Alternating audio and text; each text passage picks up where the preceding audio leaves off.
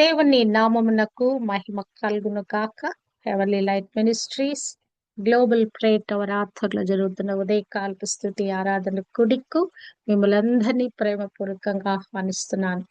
మరి రోజులు త్వర త్వరన గడిచిపోతున్నాయి. దేవుని మహాకృపను బట్టి మరొక పరిశుద్ధ దినంలోకి వచ్చుటకు దేవుడు మనకు దయచేసిన కృప కొరకై ప్రాణప్రాప్తులుగా సజీవులుగా ఉంచిన దేవాది దేవుని కొరకై దేవునికి మన ఆయుష్ను పొడిగింప చేసిన దేవాది దేవునికి మన ప్రాణమునకు దీర్ఘాయునకు మూలమైన ఆ దేవాది దేవునికి కృతజ్ఞతాస్తుతులు చెల్లిస్తున్నాను. మరి మంటి పాలైపోయేవి మన జీవితాలు, క్షణభంగురమైపోయే మన జీవితాలు దేవుడు తన కనుపాప వలె కాపాడి తన రెక్కల నీడలో మనకు ఆరోగ్యము సురక్షితమిచ్చి ఇలాగున మన జీవితాలను ముందుకు కొనసాగింప చేస్తున్నాడు. అందును బట్టి దేవాది దేవునికి లెక్కింపలేని కృతజ్ఞతాస్తుతులు చెల్లిస్తున్నాను. యోహాను సువార్తను అధ్యయనం చేస్తున్నాము. మరి ఈ అధ్యయనంలో 10వ అధ్యాయంలో నుంచి మరి దేవుడు మనతో మాట్లాడుతూ వస్తున్నాడు. మరి గొర్రెల దొడ్డి గురించి, అక్కడ ఒక ద్వారం ఉందని, దానికి ఒక ద్వారపాలకుడు ఉంటాడని, అంతేకాదు ఆ గొర్రెలు కాసేటువంటి ఒక కాపరి ఉంటాడు, మరి కాయబడే గొర్రెలు ఉంటాయి. ఇవన్నీ విషయాలు మనము ధ్యానించుకుంటూ వస్తా ఉన్నాము. ఆ యొక్క గొర్రెల దొడ్డిలో ప్రవేశించేవాడు మరి కాపరై ఉంటాడు. మరి ఆ, ఎక్కి వచ్చేవాడు లేకుంటే దోచుకునేవాడు మరి వాడు మరి కాపరి కాకుండా మరి అలాగున దొంగ ఆ యొక్క గొర్రెలను అపహరిస్తాడు, నాశనం చేస్తాడని ఇవన్నీ విషయాలు వారితో మాట్లాడుకుంటూ వస్తా ఉన్నాడు. 7వ వచనం, కాబట్టి యేసు మరలా వారితో ఇట్లనెను.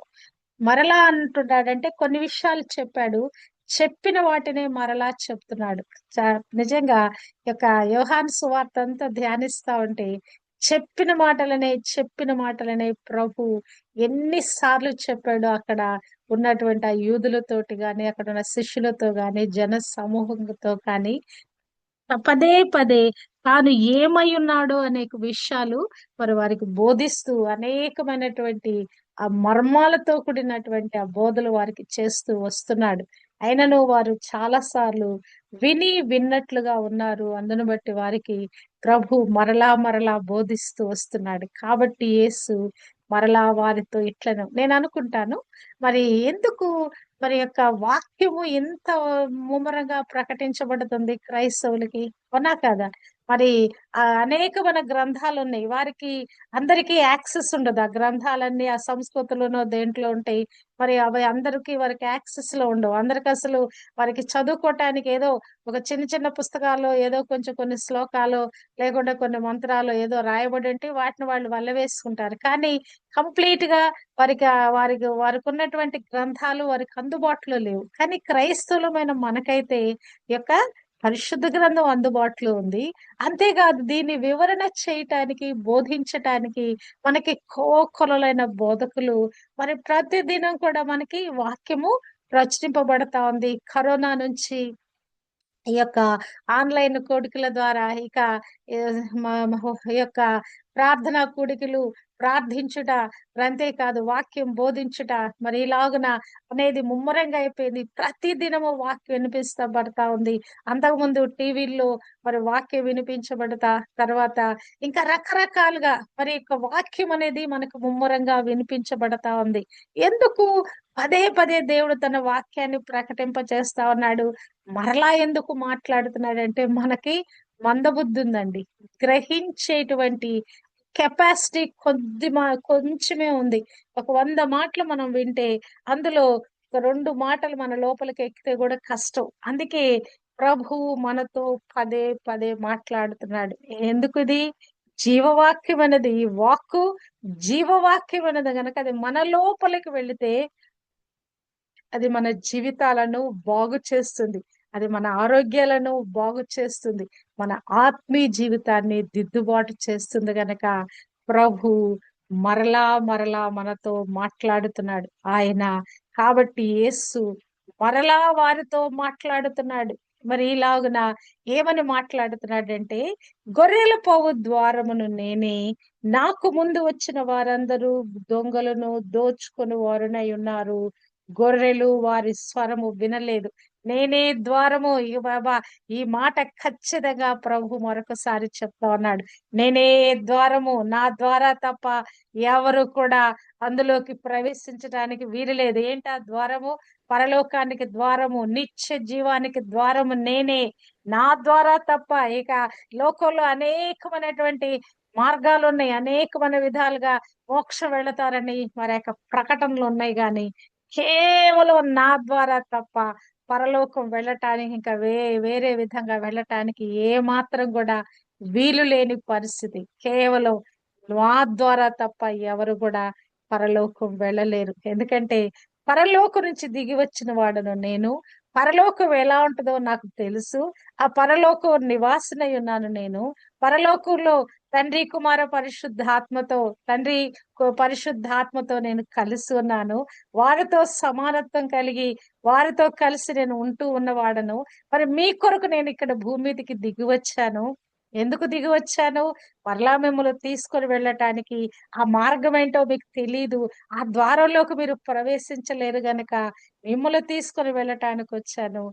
ఆ ద్వారము ఎవరికి పడితే వారికి తీయబడదు. ఆ ద్వారము, ఆ తలుపు తీయబడదు.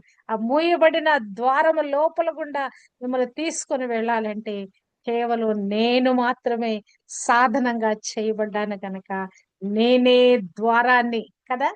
తలుపు దగ్గరికి ఎవరు పడితే మన ఇంట్లో ఎవరైనా రావాలంటే తలుపు మూస్తుంది. ఆ తలుపు అదే వారు తట్టినప్పుడు ఎవరిని మనం లోపలికి ఆహ్వానిస్తామండి? వాళ్ళ స్వరం మనం గుర్తుపెట్టి వాళ్ళు మనవాళ్ళు అంటేనే ఆ తలుపు తీస్తాం కదా కదా. అంటే ఆ ద్వారము ఎవరికి పడితే వారికి తీయబడదు. ప్రభువు ద్వారంగా మారిపోయాడంట. నేనే ద్వారమును, ఈ యొక్క గొర్రెలకు మరి ఆయన ఆ ద్వారంగా చేయబడ్డాడంట.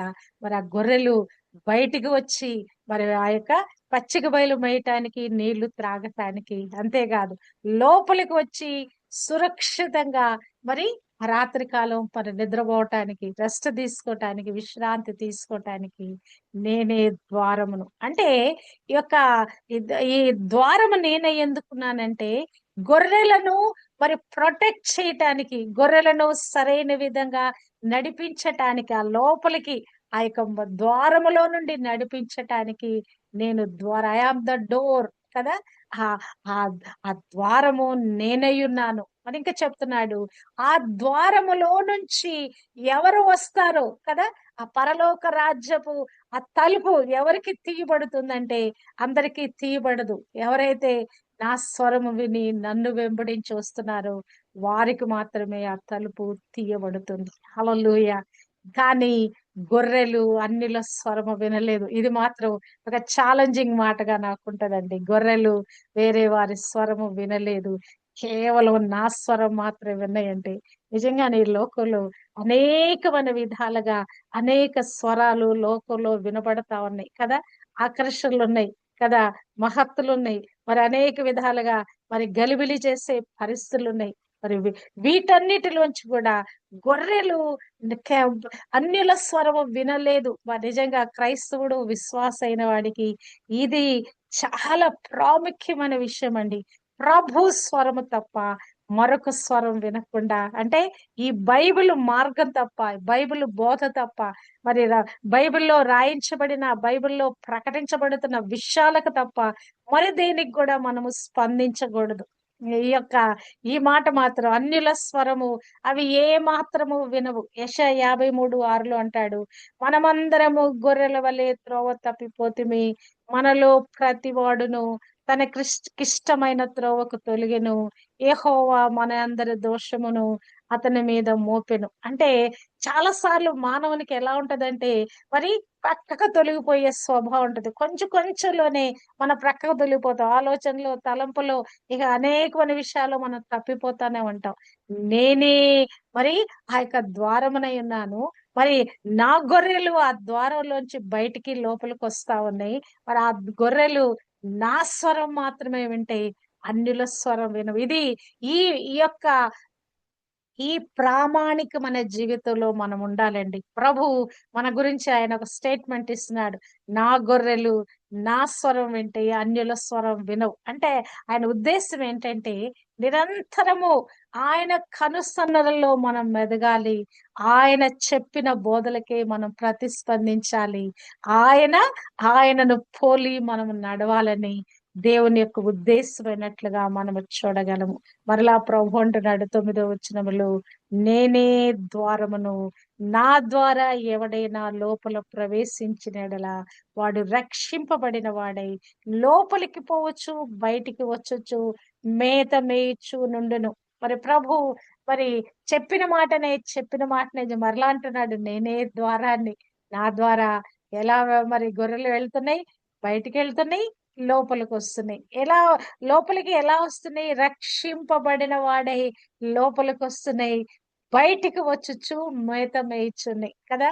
లోపలికి రావాలంటే రక్షణ లేకుండా ఆ ద్వారం లోపలికి మనం అడుగు పెట్టలేం. యేసు క్రీస్తు నా సొంత రక్షకుడు, నా విమోచకుడు అని చెప్పకుండా నా పాపములు క్షమించిన వాడు, నా కొరకు బలియాగము చేసిన వాడు, నా కొరకు మరి ఆ యొక్క రక్తము కార్చిన వాడు, నా నిమిత్తంగా మరణించిన వాడు, నా నిమిత్తముగా తిరిగి లేచిన వాడు అని మనము అది ఒప్పుకోకుండా, ఆ క్రీస్తు ప్రభు ఆ సిలువలో చేసిన కార్యాన్ని మనం ఒప్పుకోకుండా ఆ రక్షణ అనుభవంలోకి మరి రాకపోతే ఈ యొక్క ద్వారంలోకి మనం ప్రవేశించలేమండి. నేనే ద్వారమును, నా ద్వారానే ఎవడైనా మరి లోపలికి ప్రవేశించిన ఎడల అంటే ప్రభు యొక్క రక్షణ మార్గంలోనే నేనే మరి యొక్క లోక పాపమును మోసుకొని పోవు దేవుని గొర్రెల పిల్లను, నన్ను వెంబడించిన వాడు, నన్ను విశ్వసించిన వాడు, నన్ను అంగీకరించిన వాడు కేవలం నన్ను ద్వారా నా ద్వారా నన్ను బట్టి మాత్రమే మరి ఆ లోపలికి ప్రవేశించగలడు. పరలోక రాజ్య మార్గానికి, ఆ నిత్య జీవానికి మనకి ఎలా కృప దొరికిందండి? ప్రభు అనే ఆ శరీరము, ఆ తెర చినుగుట ద్వారా కదా మనకి పరలోకంలో ఆ యొక్క ప్రవేశము సమృద్ధిగా దొరికింది. నేనే ద్వారాన్ని, నేనే ఆ తలుపుని, మీ కొరకు నేను తెరిచిన వాడను నేనే. ఆ మూయబడిన ద్వారము ఎవరు కూడా ఆ తలుపును కనుగొనలేరు. ఆ తలుపు ఎక్కడుందో కూడా ఎవరికి తెలియలేదు. కానీ మీ అందరికీ ప్రవేశము అది అది ఉచితంగా మీకు దొరికింది. నా రక్తము ద్వారా, నేను ప్రాణం పెట్టుడు ద్వారా మీకు ఉచితంగా దొరికింది. ఆ ద్వారంలోకి ప్రవేశించి ఆ యొక్క పరలోకులోకి మీరు కూడా వచ్చేస్తున్నారు. ఆ పరలోకులో ఉన్న ఆ గొప్ప భాగ్యము, గొప్ప మహిమాన్వితము, ఆ పరలోక పట్టణములో మరి ఆ ఉండేటువంటి ఆ యొక్క ప్రత్యేకమైన విషయాలన్నీ కూడా మీరు కూడా పొందుకోవటానికి నేను ద్వారంగా చేయబడ్డాను. నేనే ద్వారము. ఇక నేనే అసలు మీకు ఆ తలుపు, నేనే ఆ తలుపులో గుండా మిమ్మల్ని నేను తీసుకొని వెళ్తా అన్నాడు. ఎందుకు తీసుకొని వెళ్తున్నాను? రక్షణ కొరకైన కార్యమే కాదు, లోపలికి పోవచ్చు, బయటికి వచ్చుచు మేత మేయటానికి కదా. గొర్రెలకి ఏం కావాలండి? ఆకలి తీరాలి. ఆకలి తీరాలంటే పచ్చిక బయల్లోకి తీసుకొని వెళ్ళాలి కదా. ఇక గొర్రెలు మీరు చూసారా? చక్కగా అది అసలు ఎంత స్వేచ్ఛగా అవి మేస్తావంటే, ఒక 2 నిమిషాలు ఒక చోట మేస్తాయి. మళ్ళా 2 అడుగులేసి మళ్ళా ఇంకో చోటుకెళ్ళి మేస్తాయి. మళ్ళా ఇంక కొంచెం దూరం వెళ్ళి మళ్ళా కొంచెం అక్కడ ఇంకా కొంచెం గ్రీనరీ కనపడితే అక్కడికి వెళ్ళి మేస్తాయి. ఒక చోట కాన్స్టాంట్ గా మేయవయి నేను అంటే మా ఇక్కడ గొర్రెలు కనిపిస్తాయి. మా యొక్క ల్యాండ్ లో కనిపిస్తాయి గనుక నేను వాటిని గమనించి మాట్లాడుతున్నాను. అవి ఒక చోట కాన్స్టాంట్ గా మేయు. కాకపోతే ఆ గొర్రెల కాపరి కనుసన్నల్లోనుంటాయి గాని ఈ పరుగులెడుతూ ఇక్కడ కొంచెం, అక్కడ కొంచెం, అక్కడ కొంచెం అవి తింటా ఉంటాయి. అంటే ఏంటి? సమృద్ధి అయిన జీవం అంటే ఇక్కడ ప్రభు వాటికి మేతను, పచ్చిక బయల్లోకి మేతను వేయటానికి బయటికి తోడుకొని వెళ్తా ఉన్నాడు. దేనికి తోడుకొని వెళ్తా ఉన్నాడు? వాటికి సమృద్ధి అయిన ఆహారం పెట్టటానికి, ఆ సమృద్ధిగా అవి కడుపు నిండా తినటానికి మరి ఆ యొక్క కాపరి బయటకు తోడుకొని వెళ్తా ఉన్నాడు. మరి నీకు నాకు కూడా ప్రభు ఈ యొక్క సమృద్ధి అయిన ఆహారాన్ని మనకు అనుగ్రహింప చేస్తున్నాడండి. నిజంగానే వాక్యం చదువుతా ఉంటే ఎప్పుడైనా కడుపు నిండిన అనుభవం కలిగిందా? తృప్తి కలిగిన అనుభవం కలిగిందా? కదా. మనసుకు హాయి కలిగిన అనుభవం కలిగిందా? మనం ఎప్పుడైనా ఇది అనుభవించారా? నా మట్టికి నాకైతే నేను మనసారా వాక్యం చదువుకుంటానండి. ఒక 2 గంటలు 3 గంటలు కూర్చొని ఈ వాక్యం ధ్యానించుకుంటా. అమ్మయ్య ఇక నేను కూర్చోలేను, ఇక నాకు ఇంకా ఓపిక లేదు అనుకునేంత వరకు వాక్యం ధ్యానిస్తాను నేను. అంటే ఈ వాక్యము ఆయన ఎందుకు ఆ గొర్రెలకు ద్వారంగా మార్చబడ్డాడు? లోపలికి రక్షణ ద్వారా లోపలికి రావటానికి, వాటికి మేత మేపటానికి, ఆ యొక్క సమృద్ధిగా ఆహారంతో నింపటానికి కదా. ఈ వాక్యము భుజించే కొలది మన జిహోకు అది మధురమైపోద్ది. అది మన కడుపులను నింపుద్దండి. ఈ వాక్యాన్ని, ఈ జీవవాక్యాన్ని మనము అంతగా లోపలికి తీసుకోవాలి. నిన్నటి ఉదయము నేను ఎంతో బలహీనురాలుగా, నన్ను చెప్పొద్దు అసలు, నా కళ్ళు తిరిగిపోతామని, అసలు నేను ఏం మాట్లాడుతున్నాను కూడా అర్థం కాలేనటువంటి అంత కన్ఫ్యూజన్ స్టేటస్ లో ఉండే ఉదయకాలం నాకు. మరి అంత దానికి నేను కూర్చున్నాను ఒక అర్ధగంట, మళ్ళా కళ్ళు మూసుకొని పడుకున్నాను. ఒక అర్ధగంట మరి టంగ్స్ లో మాట్లాడాను. కూర్చొని ఒక గంట సేపు దేవుని వాక్యాన్ని పఠించానండి. ఇక నాకంతే మరలా నా ఒంట్లోకి మరలా రీఛార్జ్ అయిపోయింది. ఆ వాక్యం చదువుట ద్వారా, వాక్యం ధ్యానించుట ద్వారా తిరిగి నాలో ఉన్న అనారోగ్యము, నాలో ఉన్న నీరసము, ఆ బలహీనత ఏదైతే మరి నన్ను ఆ ఉదయకాలము దేవుని పని చేయకుండా ఆటంకపడింది, అదంతా కూడా మరలా పటాపంచలే. I have been recharge by the word of God, by the power of the God. Hallelujah. ఆయన వాక్యములో ఉన్న జీవము, ఆ శక్తి తిరిగి ఉజ్జీవింప చేసింది. ఇక్కడ చూచినట్లయితే ఈ గొర్రెలు పోయే ద్వారమును నేను లోపలికి పోవచ్చు, బయటికి వచ్చుచు మేత మేయచ్చు నుండెను కదా. మేత కావాలి మనకి నిరంతరం కూడా. ఈ లోపలికి ఆహారం వెళ్తూ ఉండాలి, లోపలికి ఈ జీవం వెళ్తూ ఉండాలి. ఈ వాక్యంలో ఏముందండి? జీవం ఉంది. ఈ వాక్యంలో ఏముంది? శక్తి ఉంది. ఈ వాక్యములో ఏముంది? బలం ఉంది. ఈ వాక్యములో ఏముంది? ప్రభావం ఉంది కదా. ఈ వాక్యాన్ని మన లోపలికి తీసుకున్నట ద్వారా నిజంగానే మన యొక్క ప్రాణాత్మ దేహాలు ఆ ఏమైపోతాయి అంటే ఒక రీఛార్జ్ చేయబడినట్లుగా అయిపోతాయండి. మన ప్రాణాత్మ దేహాలలో ఒక కదలిక వచ్చినట్లుగా, మన ప్రాణాత్మ దేహాలలో ఒక ఛార్జింగ్ జరిగినట్లుగా, ఒక రిజునవేట్ అయినట్లుగా, ఒక ఉజ్జీవము, ఒక ఉత్సాహం వచ్చినట్లుగా అయిపోతాయి. హల్లెలూయా. వాక్యము చదివి పఠించుట ద్వారా, దేవుని స్తుతించి ఆరాధించుట ద్వారా మన చింతలన్నీ పటాపంచలైపోతాయి, మన అనారోగ్యాలన్నీ పటాపంచలైపోతాయి, మన దుఃఖాలన్నీ పటాపంచలైపోతాయి. ఎందుకు? ఆ యొక్క ద్వారం లోపల నుంచి ఎందుకు తీసుకొని వెళ్తున్నాడు ఆయన? వారికి మేత మేపటానికి కదా.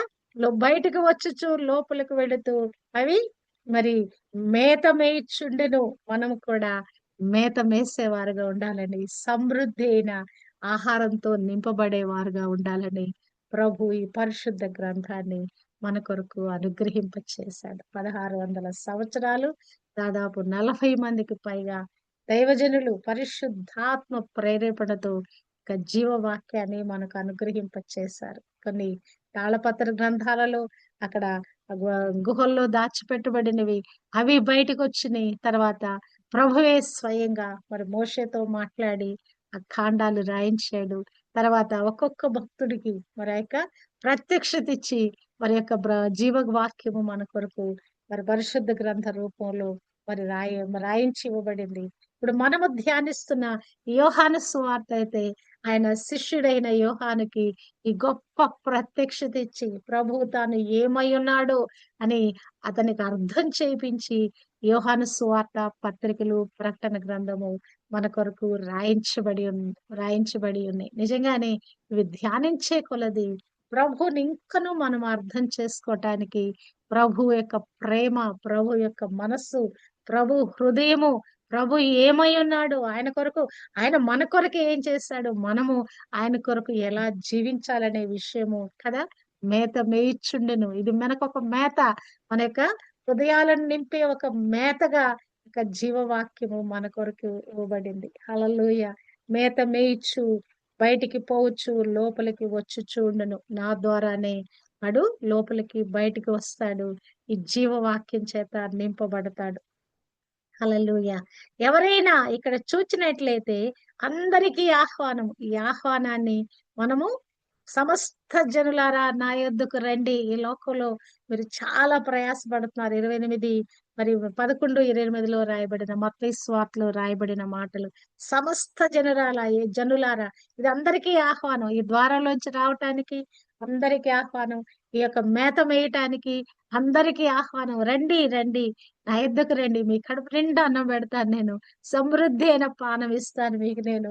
నెమ్మదిస్తాను, విశ్రాంతినిస్తాను. నా యొద్దకు రండి. ఎందుకు అనవసరంగా మీరు ప్రయాసపడతారని ప్రభు ఈ ఉదయకాలము మానవాళికి పిలిపిస్తున్నాడు. 10వ అధ్యాయము 10వ వచనము. దొంగ దొంగతనమును, హత్యను, నాశనమును చేయుటకు వచ్చును గాని మరి దేనికి రాడు. దొంగ ఎందుకు వస్తాడండి మన ఇంటికి? మన ఇంట్లో అన్ని దోచుకుని వెళ్ళటానికి వస్తాడు. ఇవాళ రేపు దొంగతనాలు ఎలా ఉన్నాయంటే వాడే దొంగ దోచుకుని వెళ్ళిపోవట్లా. ఆ ఇంట్లో ఉన్న వాళ్ళందరినీ మరి చంపేసి వెళ్ళిపోతున్నాడు. ఎందుకు? వాళ్ళు ఏమన్నా గుర్తుపడితే, ఇంకెక్కడన్నా క్లూస్ దొరికితే, వాళ్ళు దొరికితే, పట్టుబడితే మరి వాళ్ళకి శిక్ష పడదు గనక మరి ఇంట్లో వాళ్ళకి నామరూపాలు లేకుండా చంపేస్తున్నారు. దొంగతనం చేస్తుండడం ఒకటి ఎత్తు, దోచుకొని వెళ్ళటం ఒక ఎత్తు, మరి వారిని చంపివేయటం ఒక ఎత్తు. ఇక్కడ దొంగ దొంగతనమును, హత్యను, నాశనమును చేయుటకును వచ్చును. నాశనం కదా, దుష్టుడైన సాతాను కూడా మన ఆత్మీయ జీవితాలను మరి వాడు దోచుకోవటానికి రెడీగా ఉన్నాడండి. వాడు ఎలా ఉన్నాడు? గర్జించు సింహం వలె. 1 పేతురు 5:8లో రాయబడినట్లుగా గర్జించు సింహం వలె ఎవరిని మింగుదునా అని వాడు వెతుకుతా ఉన్నాడు. ఎక్కడ మనకి సందు దొరుకుద్దా? ఆ సందులో నుంచి మరి ఆ దొరికితే చాలు ఆ ట్రాప్ వేసేసి వాడు చేజిక్కించుకోవటానికి వాడు చూస్తా ఉన్నాడు. దొంగతనం చేయటానికి, మన ఆత్మీయ జీవితాన్ని వాడు దొంగిలించడానికి వస్తున్నాడు. ఒక నిద్రమబ్బు మనకు కలిగించటానికి, ఈ లోకంలోని అనేకమైన ఆకర్షణలు తీసుకుని పెట్టి ప్రభు మార్గంలోంచి పక్కకు మనల్ని మళ్లింప చేయటానికి వాడు వస్తా ఉన్నాడు. దొంగతనం, మన ఆత్మీయ జీవితాన్ని దొంగతనం చేస్తున్నాడు. వాడు వచ్చి ఏం చేస్తున్నాడు? హత్య చేసేస్తున్నాడు ఆత్మలను. మనల్ని వాడు చంపేస్తా ఉన్నాడు కదా. ఆత్మను మరి చచ్చిపోయేటట్లుగా ఆదాముతో ప్రారంభింపబడి ఆ యొక్క ఆత్మలు మృతమైపోయినాయి. ఆ యొక్క పాపం ద్వారా మన ఆత్మలన్నీ కూడా మృతమైపోయిన స్థితిలో ఉన్నది. కేవలం ప్రాణం, జీవం, ఊపిరి కలుగున్నాం గాని మన ఆత్మలు అంటే రక్షింపబడిన వారి ఆత్మలు, అన్యులైన వారి ఆత్మలు యేసుక్రీస్తు ప్రభుని సొంత రక్షకుడిగా అంగీకరించకుండా, ఇంకా ఆయన రక్తంలో కడగబడకుండా వారి ఆత్మలు ఎలా ఉన్నాయండి? మృతమైన పరిస్థితిలో ఉన్నాయి. చనిపోయిన స్థితిలో, హత్య చేయబడిన విధంగా ఉన్నాయి. వాడు ఏం చేశాడు? ప్రపంచం యావత్తు మీదకి నాశనం తీసుకొచ్చేసాడు. కానీ ప్రభువు తిరిగి ఆ నాశనాన్ని, పాడైపోయిన దాన్ని కదా కదా మరి ఏ విధం చేతనైనా మరి అఫెక్ట్ అయిన వాటిని ఆయన బాగు చేయటానికి ఈ లోకానికి వచ్చాడు. పాపము చేత, దుష్టుడైన సాతాను చేత కదా కొరవడుతున్న ప్రాణాలు ఉన్నటువంటి మన ప్రాణాలకు ఆయన సేద తీర్చువాడుగా ఆయన వచ్చి ఉన్నాడు. దొంగతనమును, హత్యను, నాశనమును కలుగచేయను కదా. దుష్టుడు ఒకసారి ఒక కుటుంబంలో లేకుండా ఒక వ్యక్తి జీవితంలో ప్రవేశించాడంటే ఇక నాశనమే. ఆ తాగుబోతనం అనేది కొంచెం ఫ్రెండ్ ఎవడో రుచి చూపిస్తాడు, పర్వాలేదు తాగు, పర్వాలేదు బాగుంటుంది తాగని, వాడికి ఇష్టం లేకపోయినా వాడు బలవంతంగా వాడికి ఆ తాగటం అనేది రుచి చూపిస్తాడు. వాడు దాని మత్తుకి వాడు అలవాటు పడినాడు. ఏమైపోతాడు? వాడు కంప్లీట్ గా దాన్ని వశపరచబడుతున్నాడు, దానికి బానిస అయిపోతున్నాడు. ఆ బానిసత్వం నుంచి బయటికి రాక వాడి జీవితాన్ని ఏమైపోతుంది? నాశనానికి వెళ్ళిపోతా ఉంది కదా. హత్య అయిపోతుంది వాడు. ఆత్మ హత్యకి అయిపోయినట్లుగా, చనిపోయినట్లుగా, మరణానికి వెళ్ళిపోతున్నట్లుగా అయిపోతా ఉంది. వాడు మన ఆత్మలో దొంగతనం చేయటానికి వాడు పూనుకొని ఉన్నాడు. ఏ విధము చేతనైనా మనను ప్రక్కదారి మళ్లించటానికి. అందుకే ప్రభు మనకి జీవం ఇవ్వటానికి, ఇది గొర్రెలకు జీవము కలుగుటకును, అది సమృద్ధిగా కలుగుటకును నేను వచ్చితినని మీతో నిశ్చయముగా చెప్పుచున్నాను. ఇక జీవం ఏంటి? సమృద్ధి అయిన జీవం ఏంటంటే ఈ జీవవాక్యమేనండి. ప్రభువు మనకు అనుగ్రహింప చేసిన ఇక జీవవాక్యము, మనకు అనుగ్రహింప చేసిన పరిశుద్ధాత్మ అభిషేకము కదా. ఇవి రెండు మనం పొందుకుంటే చాలు, నిరంతరము జీవించే వారుగా మనం మార్చబడతాం. జీవము కలుగుటకు అంటే జీవం అంటే కదిలించే కదిలేటువంటి స్థితి కదా. మృతమైపోతే కదలదు. కానీ జీవము కలిగి ఉండటానికంటే మనము బలము పొందుకునే స్థితి, ప్రాణము ఇంకను మరి ఊపిరి కలిగి మరి ఇంకను గట్టిగా బలంగా జీవించే స్థితి కదా. బాగా ఆ బలమైన ఆహారం, విటమిన్స్ తోటి పోషకాలతోటి తినే ఆహారం తినే వాళ్ళ యొక్క ఆరోగ్యాలు బ్రహ్మాండంగా ఉంటాయి కదా. మరి అనీమియాతో మన దేశంలో చాలా మంది బాధపడుతున్నారు. ఎందుకు? పోషకాహార లోపం, సరైన ఆహారం లేదు. మరి వాళ్ళు ఎందుకు బలహీనులుగా ఉన్నారు? సరైన ఆహారం లేదు. ఆత్మీయ జీవితంలో కూడా క్రైస్తవులమైన మనకు యొక్క యొక్క సమృద్ధి అయిన జీవం ఇవ్వటానికి వచ్చాడండి కదా. మనకి కడుపు నిండా మేత పెట్టడానికి ఇక వాక్యము మనం చదువుతా ఉంటే కడుపు నిండా మనకి ఇక జీవం దొరుకుతా ఉందండి. మన అణువణువు కూడా జీవింపబడతా ఉంది. నేను ఎప్పుడైనా ఇప్పుడు స్తుతులు చెల్లిస్తా ఉంటే ప్రతి ఉదయకాలము మన లోపల స్తుతి స్తుతి స్తోత్రాలు స్తోత్రాలు స్తోత్రాలు అంటా ఉంటే మన లోపల జీవకణాలు ఉద్భవిస్తాయండి కదా. ఎదుటి వాళ్ళు స్తుతులు చెప్తా ఉంటే మనం కూడా ఈ స్తుతుల్లో ఏకీభవిస్తా ఉంటే, లేకుంటే మనమే స్తుతులు చెప్తా ఉంటే మన లోపల అసలు ఆ యొక్క కణాల విస్ఫోటన మనం చూడగలమండి. ఆత్మ విస్ఫోటన మనలో జరగటం చూస్తా ఉన్నాం. ఈ వాక్యం మనం చదువుతూ వింటూ ఈ వాక్యాన్ని మనం పఠిస్తూ ఈ వాక్యాన్ని మనం వల్లెవేసే కొద్ది కూడా మన లోపల ఈ ఆత్మ విస్ఫోటన మనం గమనించగలం. మన లోపల జరిగే ఆత్మ ప్రక్రియ అంటే మనలో మృతమైపోయేటువంటి స్థితి. అంటే నేను అనుభవిస్తాను దీన్ని. నేను మన లోపల రోజు రోజుకి ఏమైపోద్ది అంటే మనలో ఉన్న కణాలు, మన మానవుడు కణ సముదాయం. ఈ కణాలన్నీ కూడా ఏమైపోతాయి అంటే రోజు రోజుకి కొన్ని మృతమైపోతా ఉంటాయి. కానీ తిరిగి మనము ఈ వాక్యము చదువుట ద్వారా, స్తుతి ఆరాధన చేయటం ద్వారా మన లోపల జీవ కణాలు ఉద్భవిస్తాయండి. లోపల నుంచి ఆ జీవము మనలోంచి పెళ్ళుబుకుతా ఉంటది కదా. ఆ యొక్క మృతమైపోయిన స్థితి వెళ్ళిపోయి మృతమైన దానిలో నుంచి మనము జీవం పొందుకున్నట్లుగా అయిపోతున్నాం. ఇక్కడ గొర్రెలకు జీవము కలుగుటకును అది సమృద్ధిగా కలుగుటకును నేను వచ్చి తిని అంటే జీవ వాక్యంగా ప్రభు వచ్చాడు. జీవ జలంగా ప్రభు వచ్చాడు. ఈ ప్రభుని మనం పొందుకునే కొలది, ఈ జీవ వాక్యమైనటువంటి క్రీస్తును మనం పొందుకునే కొలది మనం ఏం చేయబడుతున్నాం? ఆ సమృద్ధి అయిన పానాన్ని అనుభవించే వారిగా మార్చబడుతున్నాం. మన ఆత్మలకు సేదతీరేటట్లుగా, మన ఆత్మలు మరేక నింపబడేటట్లుగా చేయబడుతున్నాయి. కొన్ని ఎప్పుడైనా ప్రతిదినం ఆహారం తింటాం కదా. ఆహారం తినేటప్పుడు ఎప్పుడు మనం దాన్ని ముగిస్తాము? మనం తినేది మనకు సరిపోయింది అని మన కడుపు చెప్తుందండి కదా. ఇంకా చాలు అంటే తృప్తి కలుగుద్ది మన కడుపుకి. తిన్నాము, ఆహారం తిన్నాము అని ఒక తృప్తి కలిగినప్పుడు మనకి ఆహారం ముగిస్తాం మనం కదా.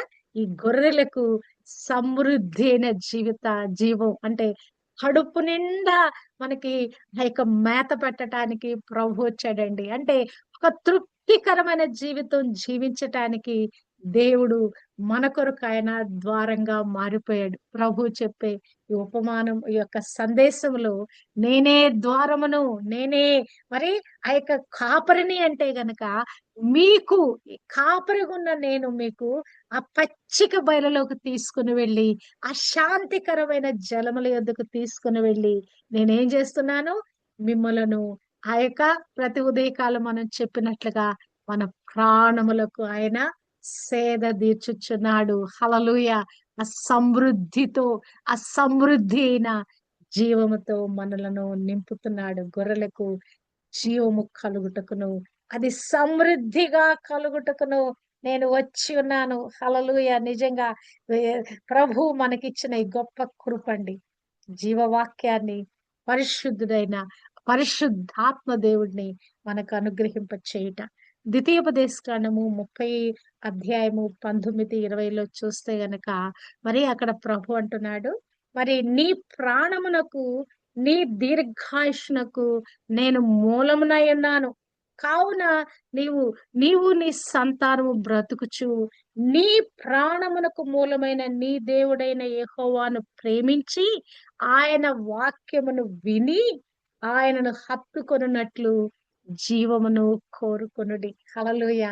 ఈ సమృద్ధి అయిన జీవము ఎలాగున మనం ఆ యొక్క దీర్ఘాయుష్షుతో మనం ఎలాగున మనం ఆ యొక్క జీవం కలిగి మనం జీవిస్తున్నామంటే, మన ప్రాణమునకు మూలమైన ఈ యొక్క జీవానికి ఆధారమైన ఈ వాక్యము ఇక్కడేమంటున్నాడు?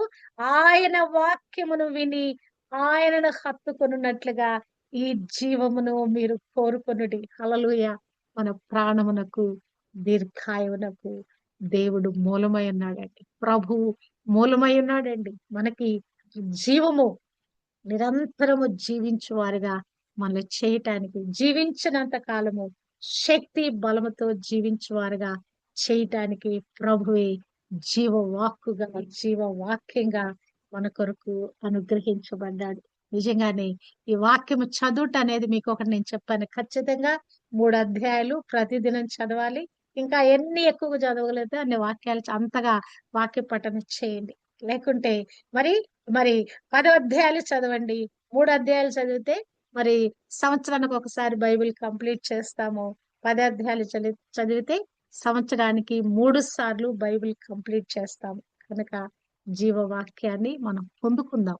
ఈ వాక్యము లోతులోకి వెళదాం. ఈ వాక్యం చేత పరవశులం అయిపోదాం కదా. సె- ఆయన నా ప్రాణమునకు సేద తీర్చున్నాడంటే ఎప్పుడైనా దాహం కొని ఆ చల్లనీళ్లు తాగినప్పుడు మనకి ఎంత సేద తీరుద్దండి. నిజంగానే ఈ వాక్యము చదివి దేవుని ఆరాధిస్తే కూడా దుఃఖమైపోయిన మన జీవితాలు, భారభరితమైన మన జీవితాలు, సమస్యలతో నిండి ఉన్న మన జీవితాలు, అనారోగ్యాలు, అప్పుల బాధలతో కదా, శత్రు పోరాటంతో నిండిన మన జీవితాలకు ఆయన ఏం చేస్తున్నాడు? ఆయన మనను సేద తీరుస్తున్నాడు. నెమ్మదైన జీవితంలోకి తోడుకొని వెళ్తున్నాడు. నా జీవితానికి బోలెడన్ని సమస్యలు ఉండేనండి. ఇప్పుడు కూడా ఉన్నాయి సమస్యలు. కానీ నాకు ఒక నిశ్చింత ఉంటది. నా హృదయంలో ఒక నెమ్మది, ఒక నిశ్చింత ఉంటది. ఆ దిగులు, ఆ చింత, బాధ, దుఃఖం, ఈ వేదన ఇవన్నీ కూడా ప్రభు సన్నిధిలో ప్రార్థించినప్పుడు మరి ఏడ్చుకుంటా, మొత్తుకుంటా ప్రార్థన చేస్తా గానీ తిరిగి నా అనుదిన జీవిత యాత్రలో నా ముఖంలో ఎప్పుడు చిరునవ్వే ఉంటది. నా ముఖంలో ఎప్పుడు సంతోషము, ఆనందం ఉంటది. ఆ దుఃఖము, ఆ బాధ అవన్నీ కూడా ఆ లోపల ఉన్నవన్నీ కూడా దేవుని సన్నిధిలో దేవునికి అప్పచెప్పేటివి అని. మనం పడే ఈతి బాధలన్నీ దేవునికి సంబంధించినవి. ఆయన మన తండ్రి అయి ఉన్నాడు. ఆయన మన కాపరి అయి ఉన్నాడు. ఆయనకు ఒక గొప్ప బాధ్యత, మరి మన గురించిన బాధ్యత ఉంది. ఆయన మన గురించి చింతించేవాడుగా ఉన్నాడు.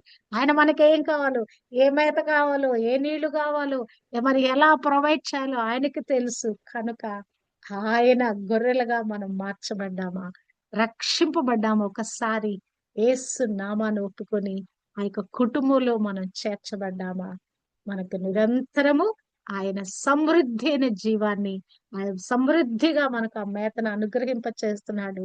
శాంతికరమైన జలముల యొద్దకు దేవుడు మనల్ని తోడుకొని వెళ్తున్నాడు. ఈ కృప దేవుడు మన క్రైస్తులైన మనకు దేవుడు అనుగ్రహింప చేస్తాడండి. నిరంతరము కూడా ఆ నెమ్మదైన జీవితం, విశ్రాంతితో జీవించే జీవితం, శాంతితో జీవించే జీవితము దేవుడు మనకు దయచేస్తున్నాడు. ఎందుకు? ఆయన మనకు కాపురిగా ఉండి పోషించేవాడుగా ఉన్నాడు, సంరక్షించేవాడుగా ఉన్నాడు. అంతేకాదు ఆయన కాపాడేవాడుగా ఉన్నాడు. మరి కాపరిగా ఉన్న ఆయన బాధ్యత మన చుట్టూ ఒక అగ్ని ప్రాకారంగా కంచెగా ఉంటాడు ఆయన. దుష్టుడు ఎక్కడ మనం ముట్టనీయకుండా ఆయనే మన చుట్టూ ఒక కోట గోడగా ఉన్నాడు. హల్లెలూయా! నీతిమంతులు ఆ యొక్క నామంలోకి వెళ్ళి దాక్కుంటారు కదా. ఆయనే ఆయన తన రెక్కల నీడలో మన సురక్షితంగా కాపాడుతాడు. కనుక ఆ కాపరు ఆ యొక్క కాపరత్వంలో మనం ముందుకు వెళుతూ గొర్రెలుగా ఉంటూ మంచి గొర్రెలుగా, ఆయన మంచి గొర్రెల కాపరి, మనం కూడా మంచి గొర్రెలుగా ఉంటూ ఆయన వెంబడిస్తూ విధేయులమై ఈ క్రైస్తవ యాత్రలో ముందుకు కొనసాగుదుము గాక. అన్యుల స్వరము ఏమాత్రం కూడా వినకుందుము గాక. వాడి ఎన్నడూ కూడా మనం వెంబడించకుందుము గాక. మనకి ఏదైతే మార్గము బోధించబడిందో, ఈ యొక్క సత్య మార్గము, ఈ మార్గములోనే మనం పోతూ ఆ ద్వారమైన యేసులో నుంచి ఆ పరలోక నిత్య జీవము మహిమలోకి ప్రవేశించి నిరంతరము ఆయనతో యుగ యుగములు ఆయనతో జీవించే ఆ కృప మనం పొందుకొందుము గాక. అట్టి కృప దేవుడు మనందరికీ అనుగ్రహింప చేయును గాక.